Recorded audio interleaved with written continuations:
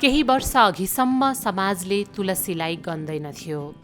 उनलाई घर भाँडाको उपमा दिइन्थ्यो। भागी विवाह गर्ने उत्ताउली केटी भनिन्थ्यो। श्रीमान बितेपछि उनी न घरको भइन् न माइतीको। म त सानैदेखि सुखी भएँ, विवाह भयो सुखी भएँ, छोरा जन्मियो सुखी भएँ। त्यसपछि मेरो स्टप पोइन्ट त लास्टमा आएर श्रीमान बितेपछि खतम भएको त हो नि। के गर्ने त, व्यापार छैन, पढाइ छैन, साथीहरू कहाँ पुगिसके, उपलब्धि गरिसके, कसको अगाडि मुख देखाउने। माइतीको सहारामा जाम भने नि मागी विवाह होइन, एउटा जस्तरी बिरालोले बच्चा चेपेको जस्तो हुन्छ नि। कहाँ जाने, माइत आफै गइकियो भन्ने, घर आफै आइकियो भन्ने, कहाँ जाने। सब आफ्नो जिन्दगीमा रमाइरहेका छन्, कसलाई भन्ने।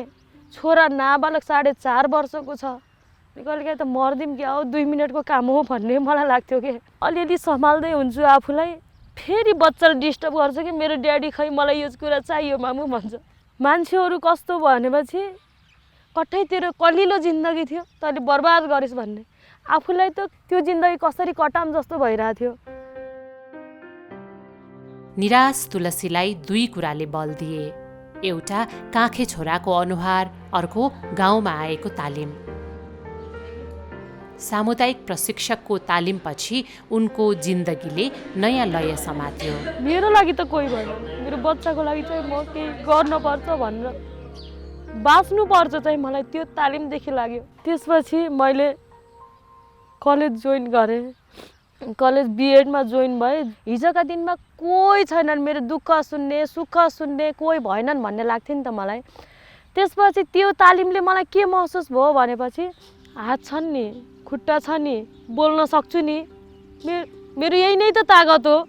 त्यसपछि मैले अब चाहिँ मर्न हुन्न, बच्चाको लागि बाँच्न पर्छ चाहिँ मलाई लाग्यो त्यतिखेर।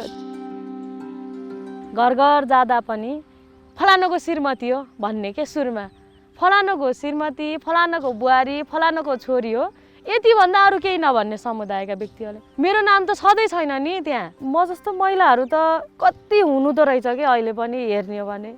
समस्या त नभएको रहेछ कि, हरेक व्यक्तिलाई समस्या हुँदो रहेछ। कोहीको नदेखाउने रहेछ, कोहीले देखाउँदो रहेछ।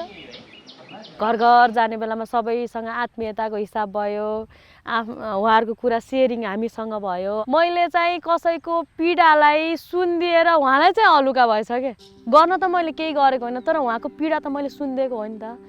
जुन दिन मलाई चाहिँ मेरो पीडा अरूले सुनिदिएमा हुन्थ्यो भन्ने बेलामा चिनेको मान्छेले पनि नचिनेको जस्तो गरेको हो कि मलाई त्यतिखेर। अहिले चाहिँ सबै मान्छेले केही काम पर्यो भने मसँग सोध्छ के, हेर्ने दृष्टिकोण भन्नु भने यस्तो आकाश जमिनको फरक भएको छ कि। हिजोको दिनमा अपहेलना गर्ने थियो नि, अहिले चाहिँ सोही मलाई आएर भाग्यको खेल त हो होइन तुलसी भनेर त्यो हिसाबले चाहिँ नेगेटिभ कुरा चाहिँ गर्नुहुन्न के।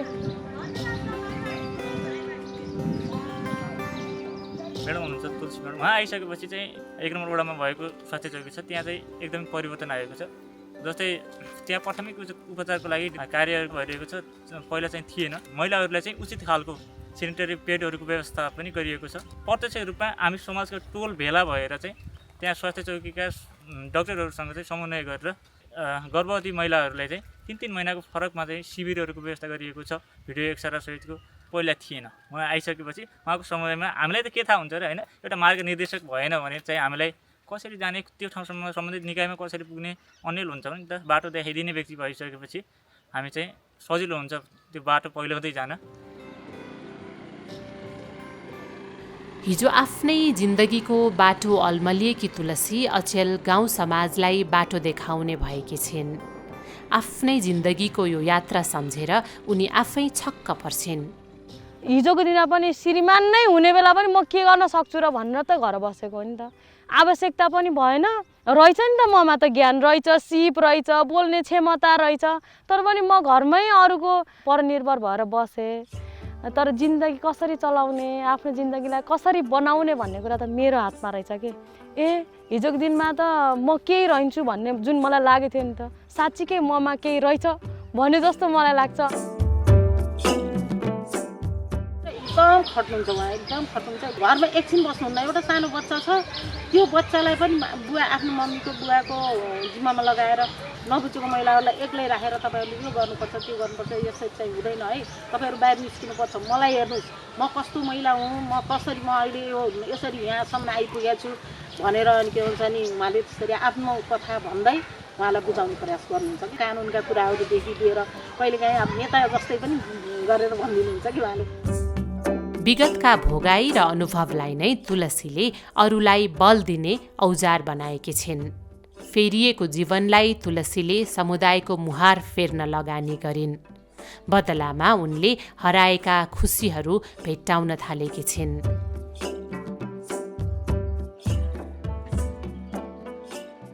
टिकापुरकी सुस्मिता घोटाइलीको कथा फरक छ, तर काम तुलसीको जस्तै। परिवर्तनका कथाहरू पनि मिल्दाजुल्दा।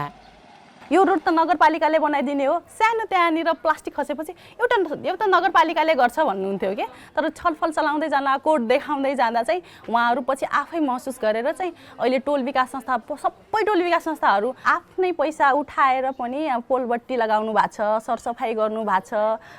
अनि अहिलेसम्म पुरै एक्सिडेन्ट हुने रोडहरू अहिले चाहिँ जहिले पनि बाटोको नजिकै गाईहरू बान्ने बाख्राहरू बान्ने चलन हाम्रो गाउँतिर बढी हुन्थ्यो कि, अहिले चाहिँ उहाँहरूको आफै नियम बनाएर चाहिँ उहाँ बान्नुहुन्न, त्यस्तो भएको छ। तर पनि के हुँदो रहेछ नि, हामीले भोट हाल्ने बेला यिनीहरूले यो मागे थिए तर यिनीहरूले पुरा गर्दैनन् भन्ने उहाँहरूको सोचाइ हुँदो रहेछ। जनप्रतिनिधिको बजेट पनि कम आयो योचोटि, उनीहरूले चाहिँ गर्दैनन् भन्ने पालिकाबाट बजेट थोरै आइरहेछ भनेपछि हामीले बस्ती स्तरको योजना छनौट छ नि त्यसमा चाहिँ सहभागिता बनायौँ। हाम्रो चाहिँ अहिले बजेट घटेर आछ, त्यसो भए मिलेर मागौँ न भनेर जस्तै 3टा टोल आनन्देश्वर, फुलबारी र धारापानी टोलले एउटा ट्याङ्की मात्र माग्नु भएको छ कि। यो चाहिँ 1,21,000 लिटरको ट्याङ्की बनिरहेको, आफूले मागेको परेको भएर उहाँहरूले आफ्नत्व फिल गरेर आइरहनुहुन्छ, रेखदेख गरिरहनु भएको छ, अनुगमन गरिराख्नु भएको छ। उहाँहरूलाई पनि के गर्व लाग्छ भन्दा हामीले चाहिँ मागेको कुरा पर्यो भन्दा उहाँलाई चाहिँ गर्व लाग्ने भयो। अनि जनप्रतिनिधिलाई के लाग्छ भन्दा उहाँहरूले मागेको कुरा हामीले दिन पायौँ भन्नाले आत्मीयता भएको छ। टोल विकास समिति र वडा कार्यालय अथवा वडा समितिको एउटा गतिलो मजबुत पुलको रूपमा उहाँहरूले काम गरिराखिदिनु भएको छ। अनि अब यो हाम्रो ठाउँमा हामीले सक्ने चाहिँ हामीले गर्नुपर्छ भन्ने खालको त्यो एउटा बुझाइ चाहिँ प्रत्यक्ष रूपमा अत्यन्तै राम्रो प्रभाव पर्ने तरिकाले उहाँहरूले एकदम राम्रोसँग गर्नुभएको छ। उहाँहरू घुमिराख्नु आउँछ टोलमा, फलानु टोलमा बिजुली बत्तीको समस्या रहेछ, खानेपानीको समस्या रहेछ, कतिपय उहाँहरूकै सहजीकरणमा खानेपानीको समस्या छ भनेर यहाँ आइसकेपछि डेलिगेसन गएका कुराहरू पनि छन्।